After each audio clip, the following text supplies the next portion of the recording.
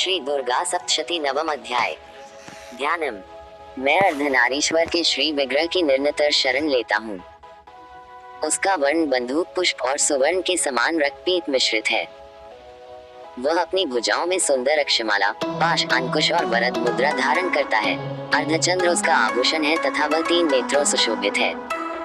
निशुंभ वध कथा। राजा ने कहा, भगवान, आपने रक्तबीज के वध से संबंध रखने वाला देवी चरित्र का यह अद्भुत महात्म्य मुझे बतलाया। अब रक्तबीज के मारे जाने पर अत्यंत क्रोध में भरे हुए शुंभ और निशुंभ ने जो कर्म किया उसे मैं सुनना चाहता हूँ। ऋषि कहते हैं, राजन, युद्ध में रक्तबीज तथा अन्य दैत्यों के मारे जाने पर शुंभ और निशुंभ की क्रोध की सीमा न रही। अपनी विशाल सेना इस प्रकार मारी जाती देख निशुंभ अमर्ष में भरकर देवी की ओर दौड़ा। उसके साथ असुरों की प्रधान सेना थी।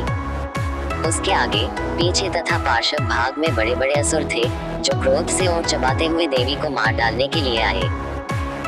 महापराक्रमी शुंभ भी अपनी सेना के साथ मातृगणों से युद्ध करके क्रोधवश चंडिका को मारने के लिए आ पहुंचा। तब देवी के साथ शुंभ और निशुंभ का घोर संग्राम छिड़ गया।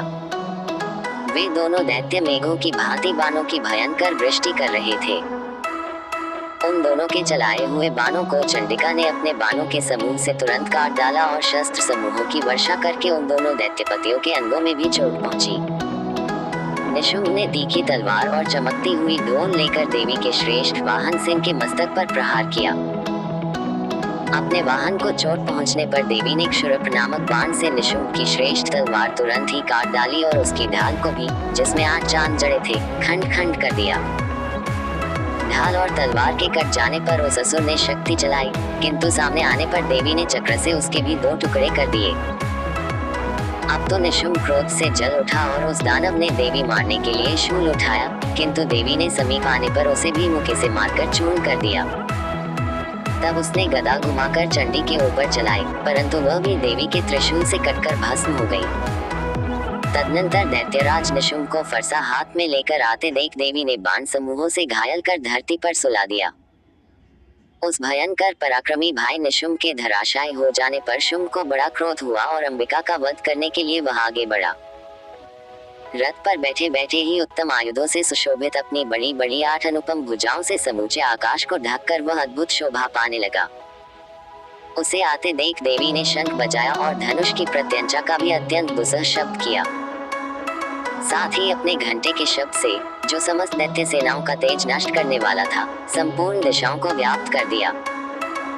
तदनंतर सिंह ने भी अपनी दहाड़ से, जिसे सुनकर बड़े बड़े गजराजों का महान मद दूर हो जाता था, आकाश, पृथ्वी और 10 दिशाओं को गुंजा दिया। फिर काली ने आकाश में उछलकर अपने दोनों हाथों से पृथ्वी पर आघात किया। उससे ऐसा भयंकर शब्द हुआ जिससे पहले के सभी शब्द शांत हो गए। तत्पश्चात शिवदूती ने दैत्यों के लिए अमंगलजनक अट्टहास किया।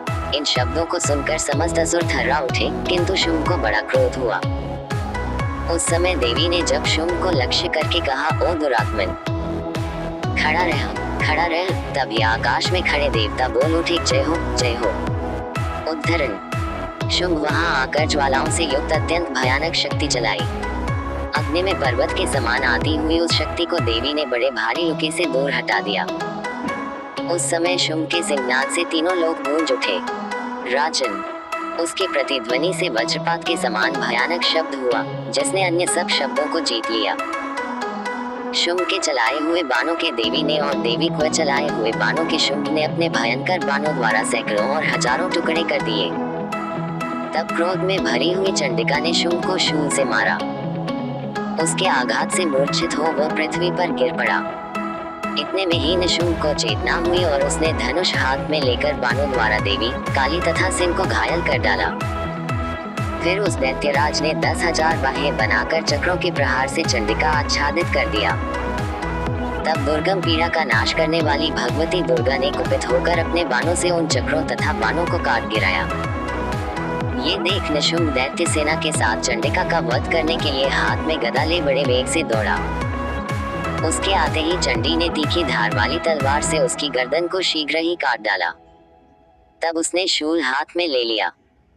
देवताओं को पीड़ा देने वाले निशुंभ को शूल हाथ में लिए आते देख चंडिका ने वेग से चलाए हुए अपने शूल से उसकी छाती छेद डाली।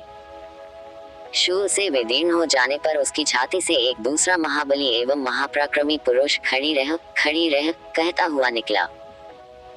उस निकलते हुए पुरुष की बात सुनकर देवी ठठाकर हंस पड़ी और खड्ग से उन्होंने उसका मस्तक काट डाला। फिर तो वह पृथ्वी पर पड़ा। तदनंतर सिंह अपनी दाढ़ों से असुरों की गर्दन कुचल कर खाने लगा। ये बड़ा भयंकर दृश्य था। उधर काली तथा शिवदूती ने भी अन्यान्य दैत्यों का भक्षण आरंभ किया। कौमारी की शक्ति से विदीर्ण होकर कितने ही महादैत्य नष्ट हो गए।